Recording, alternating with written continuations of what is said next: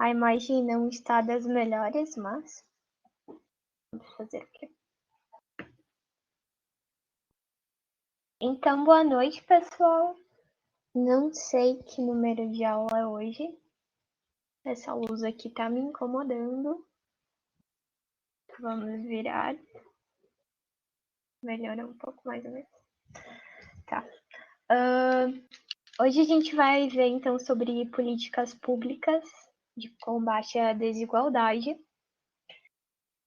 Vocês viram isso na nossa divulgação, não sei, tomara que tenham visto. E eu queria saber de vocês se vocês sabem alguma coisa sobre políticas públicas, se tem alguma ideia, se já ouviram falar, se sabem me dizer um exemplo de política pública.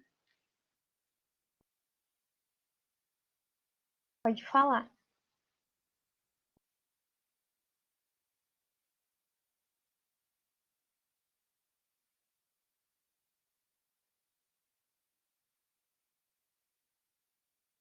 As cotas são um exemplo de políticas públicas, as cotas na educação. Tem algumas cotas também em locais de trabalho, mas acho que as cotas na educação são as mais conhecidas, né? Então tá bom, vamos descobrir o que é uma política pública. Aqui eu botei um lindo meme do Toy Story, eu adoro esse filme. Mas enfim, uma política pública são ações e elas podem ser políticas de Estado ou políticas de governo, isso depois eu vou explicar para vocês o que significa. E visam o bem-estar social, o bem-estar da sociedade. E agem em locais. Eu tô sem som? Tô sem som para todo mundo? Vê se tu não desligou teu micro. Ah, tu tava com o microfone mutado, Yasmin. Tá. Enfim, as políticas públicas são essas ações que elas agem em áreas, em demandas específicas, com o objetivo de causar o bem-estar social, o bem-estar daquele local. É basicamente isso. Então, o que eu coloquei aqui? São metas, planos, decisões, ações governamentais, que podem ser de nível estadual, nacional, municipal, e elas têm esse objetivo de resolver questões públicas. E aí aqui eu coloquei alguns exemplos como educação, transporte, infraestrutura, mas pode também ser saneamento, moradia, em todos os aspectos que vocês imaginarem. E aí vocês podem se perguntar, muita gente tem uma ideia de que as políticas públicas elas servem para a população que está em vulnerabilidade, que ela só afeta os mais pobres. Mas não, as políticas públicas elas afetam todo mundo. Vocês agora, nesse momento, estão sendo afetados por uma política pública. Independente... desculpa, derrubei os negócios aqui. Independente do seu... da sua classe social, você está sendo afetado, porque as políticas públicas, elas agem em todas as demandas sociais, depois em todas as classes sociais. Desculpa, depois vocês vão entender por quê. Então tá. Eu falei para vocês que eu ia explicar a política de Estado e a política de governo. Quem faz as políticas públicas? Elas podem ser de iniciativa pública, e nesse iniciativa pública a gente vê o Estado ou o governo, enfim, vou explicar já a diferença, ela pode ser de iniciativa privada, pode ser de iniciativa mista.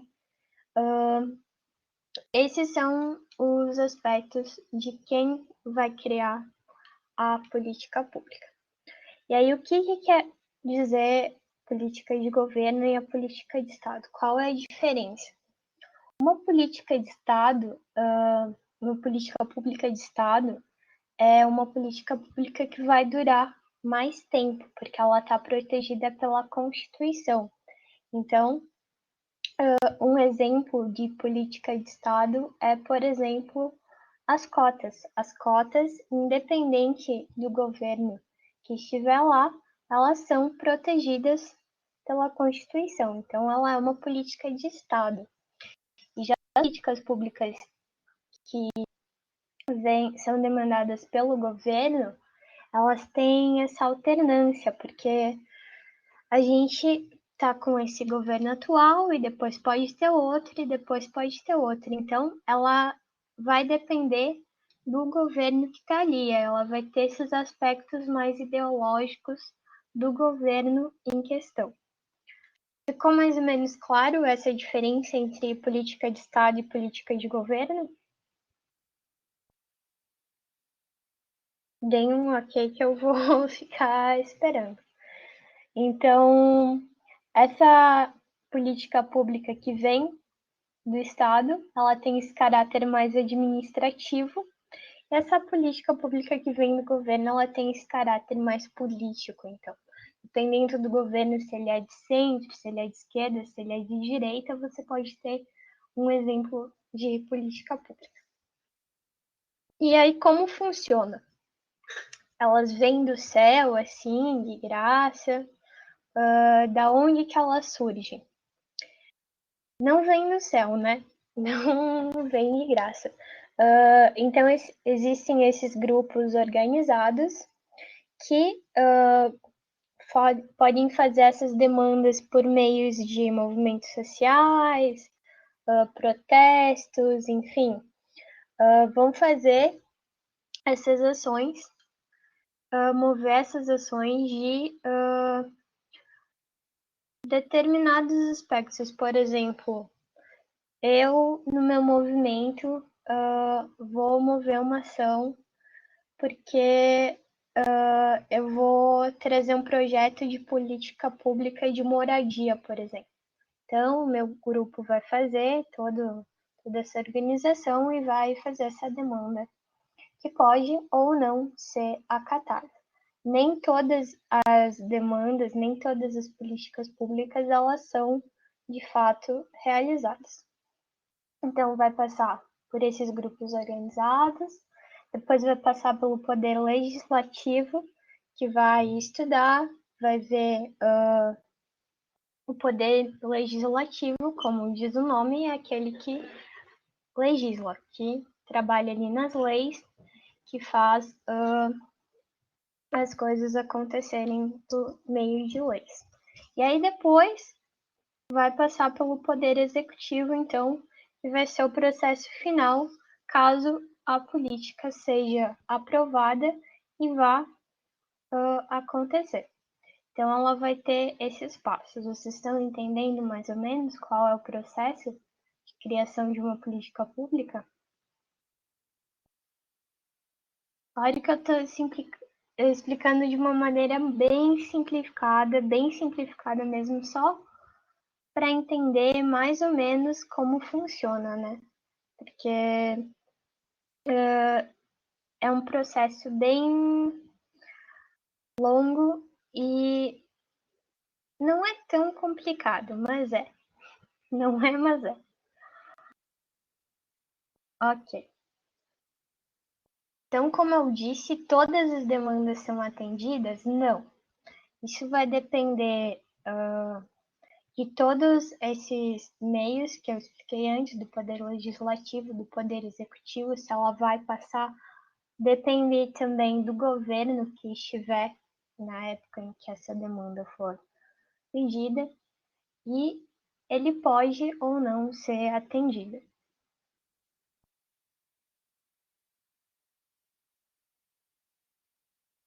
Não é que posso ir longe. É que, não, a gente já tá, 9 meses dando aula e eu ainda passo o slide no teclado. Ok, e quem participa então dessas políticas públicas? A gente vai ter os atores sociais. São os membros que fazem parte do sistema político, os atores políticos e sociais. Nós somos atores sociais, nós somos parte desse grupo que age no sistema político, a gente exerce o nosso poder de voto. Vocês, não sei, todos vocês já votam? Ou têm idade para votar? Vocês fazem parte desse grupo. Enfim, então, vai ter a participação dos atores sociais, que são as pessoas que vão ser atingidas por essas políticas sociais. Vão existir as estatais e os públicos, que como eu disse antes, essa política pública ela pode vir de uma demanda governamental ou de uma demanda privada, ou pode ser de uma demanda mista também, uma parceria entre o público e o privado, pode acontecer. Que são aqueles que vão mobilizar os recursos, né, para que essa política pública seja colocada em prática. Não, para você ter uma política pública, ela não vem assim do nada, você precisa demandar recursos, ou seja, recursos financeiros para que essa política ela de fato consiga vir a ser realizada. E nós temos também os privados, então, que são a sociedade, sindicatos de trabalhadores, empresários, imprensa, movimentos sociais. Vocês lembram quando a gente teve aula sobre movimentos sociais? Que os movimentos eles se classificavam por um grupo que tem uma demanda. Então, essa demanda ela pode vir a se tornar uma política social ou não.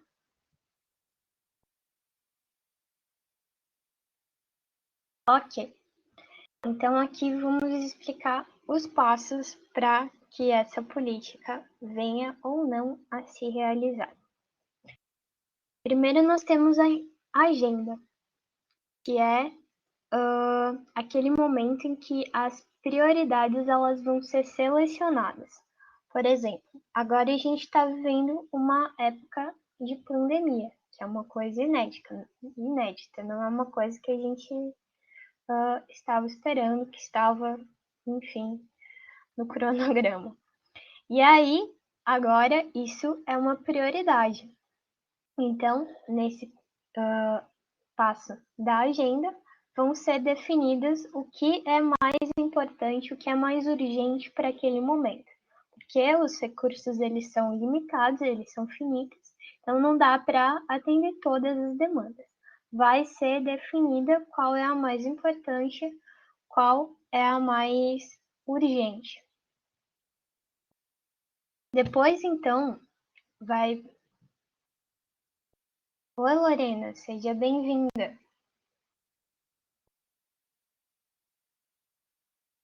Algumas coisas, mas depois não se preocupa que esse material vai ser disponibilizado na nossa pasta. Então, você pode dar uma olhadinha lá. Ok. O próximo passo, então, é a formulação. Na formulação, já definidas as demandas, vão ser pensadas quais são as soluções ou alternativas para aquela demanda específica. Por exemplo, agora a demanda seria saúde, como tratar, como auxiliar as pessoas nesse período de pandemia, como tratar as pessoas que adquiriram o vírus, enfim. Vai ser pensado nessas soluções e alternativas. E quem é que faz isso? O esperado, o correto é que sejam os técnicos da área mencionada. Por exemplo, se for uma demanda para a educação profissionais da educação, professores, técnicos que tenham a capacidade de pensar a vivência necessária para saber quais são as coisas que vão funcionar para ser aplicadas nessa demanda. Então, todo esse pessoal, todo esse aparato técnico, esses profissionais da área em questão, vão apresentar suas soluções e alternativas para as demandas pré-definidas na agenda. E aí depois vai vir a implementação. Claro que esses passos, para uma política entrar em prática, ela vai ter que passar em todos esses processos. Ela pode chegar, por exemplo, na formulação e não passar. Mas, enfim, caso ela passe, então ela vai para implementação, que é quando é executada aquela política pública, quando de fato ela é realizada. E aí, quando ela é realizada, deu tudo certo, resolveu tudo, acabou com aquele problema? Não necessariamente. Aí é preciso fazer a avaliação, que é quando se estuda se aquela política pública deu certo, porque mesmo que ela seja aplicada, ela pode ou não dar certo. Ela pode dar errado também. E daí precisa fazer uma nova formulação, pensar em novas soluções, novas alternativas, para que ela venha a ser testada de novo. E aí isso é um processo, né? Porque a sociedade, na primeira aula, quando a gente falou do Durkheim, a gente trouxe um pouco isso. Não é uma imagem parada, uma coisa que é aquilo ali deu, uma pintura. A sociedade ela está em constante transformação, ela está em constante mudança. Então, essas prioridades elas podem estar mudando a todo momento. Então, essa avaliação ela é muito necessária para a gente saber quais são as demandas, o que deu certo, o que deu errado para trabalhar nessa articulação, porque, como eu disse, as políticas públicas elas têm por objetivo trazer o bem-estar social. Então, isso é um projeto constante, é uma ação que a gente tem que estar avaliando a todo tempo. Não é uma coisa que você faz e deu, acabou. Ela precisa estar a todo tempo sendo reavaliada e, se preciso, refeita. Deu para entender aqui os passos do pensar e da aplicação da política pública? Respondam, senão eu vou pensar que vocês dormiram. 6 horas, né? Pegando sono 6h30. Mas então, existem 4 tipos de políticas públicas. A primeira, então, vamos falar sobre a política pública distributiva. O que ela significa? Eu tô meio bagunçada aqui, pessoal. Não deem bola, eu fico meio perdida assim, Lucas. Mas ok. As políticas públicas elas têm esses objetivos mais pontuais. Elas vão, como o nome já diz, elas vão ter esse caráter distributivo. Por exemplo, ela distribui certos serviços para parte da população de forma mais específica. Então, se houver, por exemplo, uma enchente, como agora está acontecendo a pandemia, ela vai agir nesses casos, que elas são mais objetivas. Pode ser uma política pública distributiva também são as cotas, que elas servem para parte da população. E aí vocês podem se perguntar, se ela serve para parte da população, então a outra parte que não está recebendo essa política pública, ela foi injustiçada, ela perdeu algo? Não, porque uma política pública ela serve para todo mundo. Mesmo que eu não receba o benefício diretamente, eu recebo esse benefício indiretamente. Por quê? Quando, por exemplo, existe uma política pública de moradia que distribui moradia para as pessoas, algumas pessoas se perguntam: ah, mas eu já tenho a minha casa, que bem isso me faz? As pessoas que recebem moradia, elas vão sair da rua, elas podem evitar de entrar em situações de vícios de droga, isso pode evitar que elas entrem em situação de crime. Então, isso vai me afetar com o resultado que essas políticas trazem. Quando eu ofereço, eu no sentido política pública, esses benefícios básicos, esses direitos básicos, não benefícios, eu estou evitando um problema que vai ser um problema para a sociedade inteira. Vocês estão me entendendo? Quando eu ofereço para uma pessoa moradia, emprego, uma renda básica, eu evito que essa população que está em vulnerabilidade entre para o crime, fique pelas ruas. Então, dando essa vida digna para essa pessoa, eu auxilio a sociedade inteira, que não vai ter que lidar com esses problemas que são os resultados dessas demandas. Vocês conseguem me entender nesse aspecto?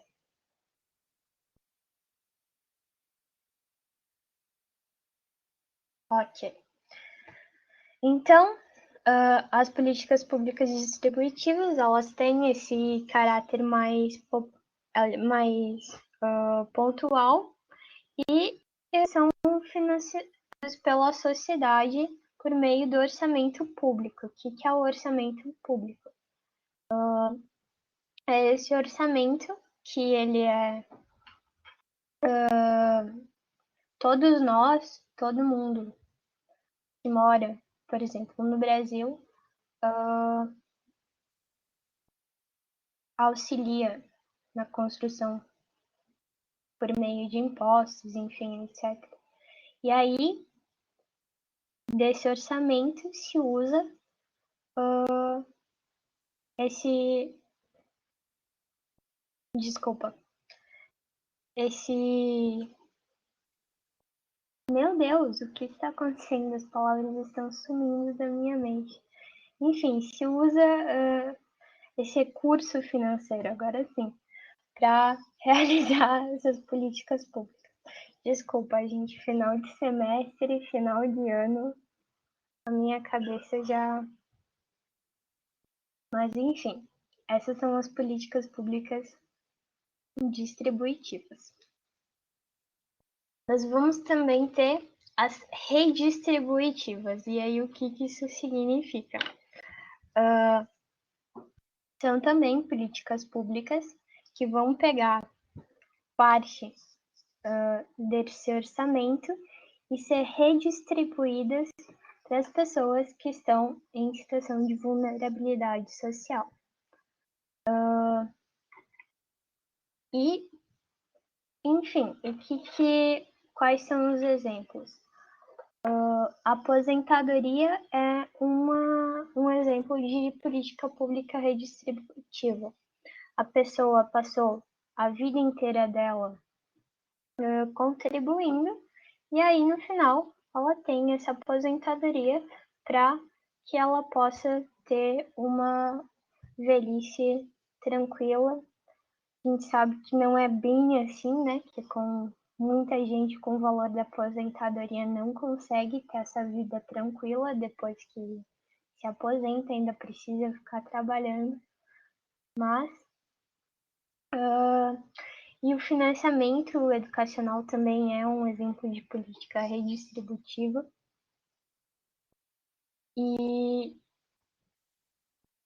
O financiamento educacional é aquela coisa que a gente já conhece. Por exemplo, eu vou fazer uma universidade privada, eu posso fazer esse financiamento que vai me ajudar a pagar a minha universidade, porque eu não tenho todo o valor durante o curso para ser pago. E aí, o que vai acontecer nessa política pública? Ela vai redistribuir a renda em forma de serviços, de equipamentos, recursos. E aí, nesse aspecto específico, as camadas mais altas da sociedade, financeiramente falando, vão ser as responsáveis por essa redistribuição, ou seja, vai ser pego dali para redistribuir para a população em vulnerabilidade. Deu para entender as redistributivas?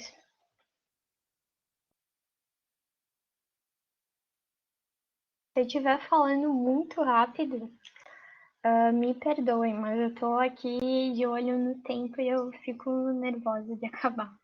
1 hora é pouco tempo pra gente ver tudo que tem que ver.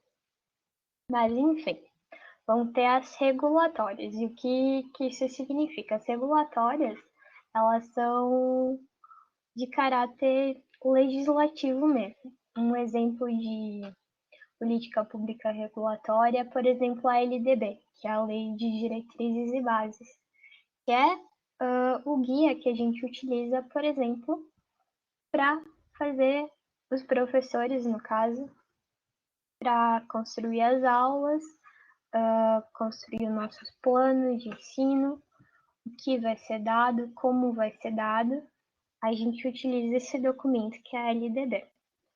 Outra coisa que pode ser considerada uma política pública regulatória são as leis de trânsito, e elas servem, né, para proteger as pessoas de acidentes. E isso é considerado uma política pública. Então, o que eu coloquei aqui? Elas vão avaliar alguns setores no intuito de criar normas, implementar serviços, equipamentos, e ela é responsável por essa normatização. Então, quando vocês pensarem em políticas públicas regulatórias, pensem nesse caráter legislativo mesmo, nesse caráter de leis. Ela está diretamente relacionada à legislação.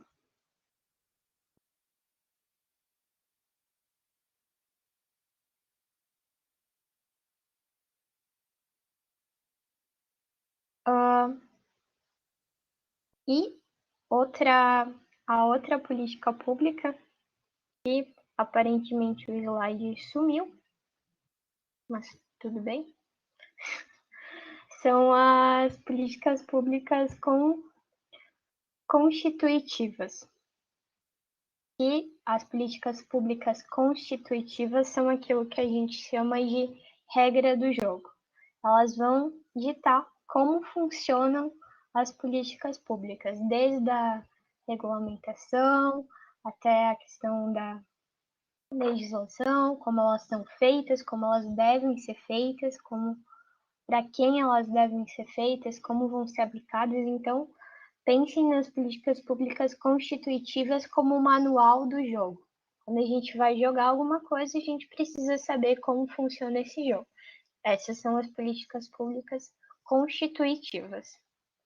E aparentemente o slide sumiu, não sei o que aconteceu. Mas enfim, ficou claro quais são as 4 tipos de políticas públicas e como elas funcionam? Se não ficou, me avisem que eu volto lá. Se não falarem nada, vou entender que ficou claro. E aqui a gente vai para as ações afirmativas. Que são as ações afirmativas? Tem esse quadro que ele é ótimo.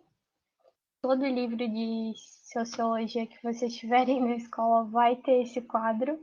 Eu posso apostar com vocês que essa imagem vai estar lá presente.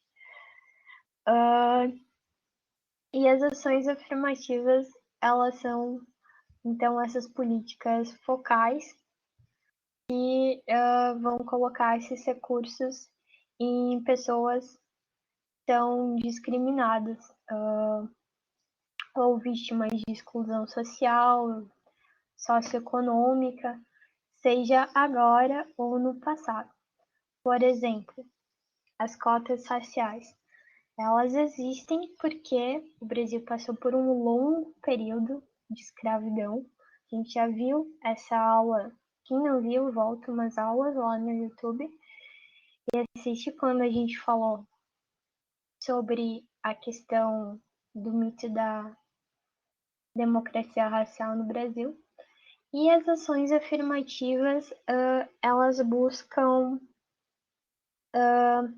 elas não vão apagar tudo isso que aconteceu, mas elas tentam equilibrar esses aspectos de inclusão social, por exemplo, as cotas para negros em universidades, as cotas para mulheres no mercado de trabalho, as cotas para mulheres na política.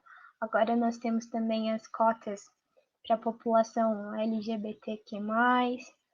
Então, as ações afirmativas, elas vão alocar todos esses grupos sociais que são discriminados, que passaram e passam ainda por isso, para tentar realocar eles na educação, no mercado de trabalho, enfim, na saúde. E aí, de novo, eu volto naquela questão que eu estava dizendo. Mas eu não faço parte dessa população. De que forma isso me serve? Me serve porque quando a gente inclui o todo, inclui toda a população nos direitos básicos, educação, moradia, saúde, transporte, a gente está tentando amenizar os problemas sociais que são problemas de todo mundo. Por exemplo, uma política pública de acesso à educação, ela vai trazer para aquele determinado grupo de pessoas um acesso maior ao mercado de trabalho. Por exemplo, a gente sabe que se você tem, às vezes, uma formação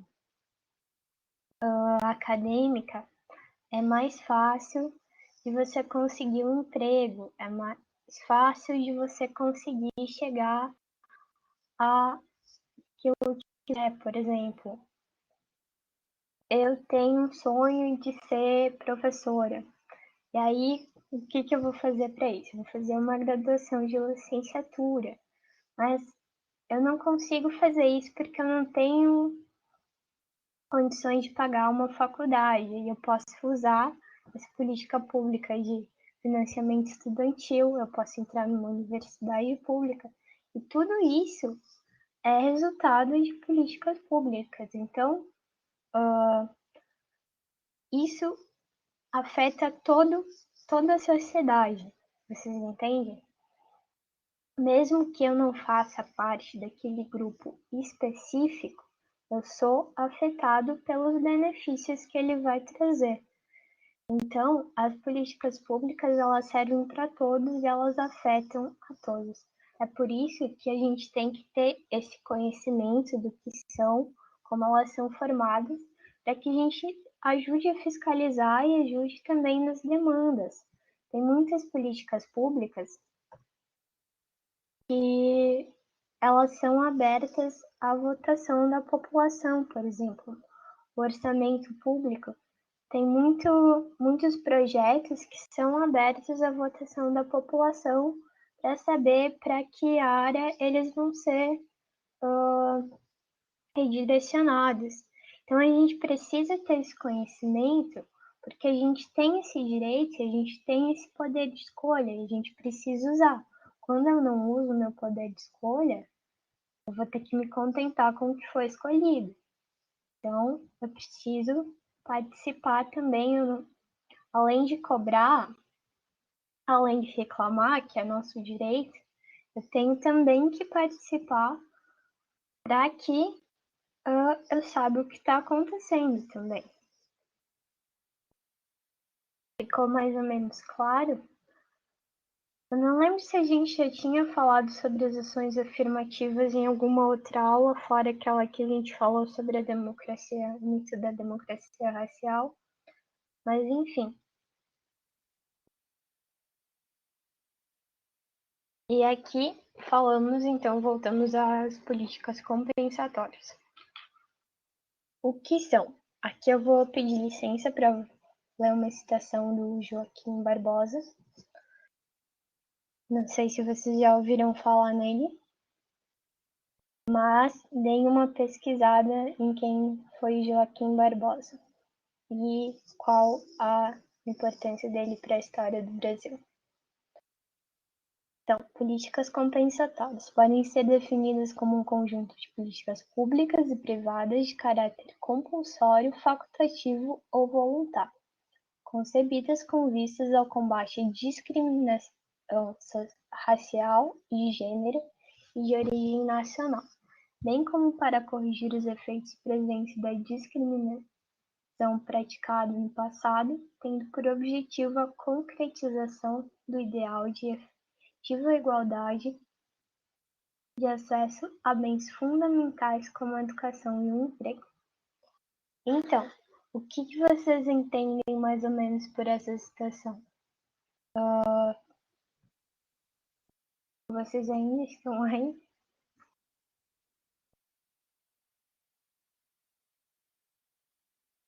Ninguém mais está comigo? Tá. Enfim, o que ele quis dizer aqui? O que ele está dizendo? É tudo que a gente tudo que a gente já falou até agora. Então, para que isso existe? A gente sabe que a gente vive num país onde tem muita desigualdade. Sim, as cotas também. As cotas, então, elas são as ações afirmativas e elas estão lá nas políticas públicas distributivas. Foi a primeira que a gente falou. Mas, enfim, voltando aqui, o que ele está falando? A gente vive num país que tem muita, mas muita desigualdade social. E o que isso muda na nossa vida? A minha bateria vai acabar porque a minha câmera desliga. Mas enfim, eu vou continuar. Então, se a minha imagem cair, vocês ignorem. Eu vou continuar falando e eu vou estar aqui, tá? Só porque a minha bateria vai acabar. Mas enfim, um país que tem tantas desigualdades, que é tão desigual em diversos aspectos, principalmente o acesso aos direitos básicos, é ruim para todo mundo, né? Por quê? Porque quanto mais pessoas, por exemplo, ficam sem emprego, ficam sem acesso à moradia, sem acesso à alimentação, sem acesso aos direitos básicos, o que vai acontecer? Essa população ela vai tomar outros rumos. E que rumos são esses? Podem ficar em situação de rua, podem entrar para a situação de criminalidade, podem entrar, por exemplo, tem muitas pessoas no Brasil que vivem no trabalho que não é formalizado, então acessam os direitos trabalhistas. E aí, essa desigualdade, ela vai crescendo cada vez mais. E quando essas políticas públicas, elas agem dando à população acesso aos direitos básicos, a vida dessas pessoas começam a mudar. Por exemplo, por que vocês querem entrar na universidade? Qual é o objetivo além de se formar? O que a gente pensa que todo mundo tá estudando para passar no Enem, para passar no vestibular, no PAV? E aí, por que a gente tem essa ideia? No meu caso, a universidade foi um meio de mudar de vida, de realizar um sonho pessoal de formação. Depois que você entra, você passa por algumas dificuldades, mas enfim, estamos aí chegando na formatura. E o que acontece? Essas políticas públicas, elas trazem para essas pessoas que estão em situação de vulnerabilidade essa chance de atingir esses locais. Quanto mais a gente coloca pessoas na universidade, a gente insere pessoas no mercado de trabalho, a gente fornece moradia para as pessoas, melhor fica a sociedade, melhor a vida de todo mundo. Porque a gente começa a viver numa sociedade mais justa, de melhor acesso, entende? No capitalismo, a gente às vezes tem essa ideia de sempre querer mais, de sempre, a gente falou sobre isso um pouco nas aulas quando a gente tratou de Marx, sobre esse fetiche da mercadoria, de eu sempre quero ter aquilo que é novo, aquilo que foi lançado agora. Mas a gente tem que pensar também no acesso do outro. Isso é um exercício que a gente precisa ir fazendo, porque eu quero ter acesso a isso, mas eu também quero que as outras pessoas tenham acesso a isso. E aí eu vou exercer o meu poder como cidadã para que isso ocorra. Isso vai ser em fiscalização de políticas públicas, em fiscalização dos políticos eleitos, com um voto. Esse, além de ser o papel dos políticos que a gente elege, é o nosso papel também. O que vocês pensam sobre isso? Queria que vocês falassem um pouco, vocês falam tanto quando é o Lucas.